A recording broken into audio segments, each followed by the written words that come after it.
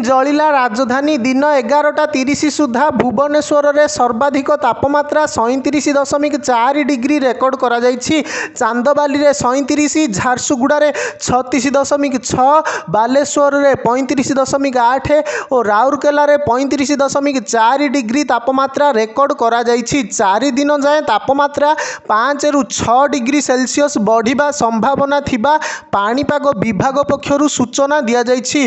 अधिकांश स्थान रे पारद 40 डिग्री सेल्सियस पार करिबो एनै पूर्वानुमान करिछि भुवनेश्वर आंचलिक पाणीपाग केन्द्र। आसंता कालीठू 3 दिन पाई प्रचंड हिट वेव नहीं सतर्क सूचना जारी होइछि। 13 जिला को ग्रीष्म प्रवाह नहीं दिया जाइछि येलो वार्निंग। राज्यवासी को कलबल करिबो ताती और गुळुगुळी।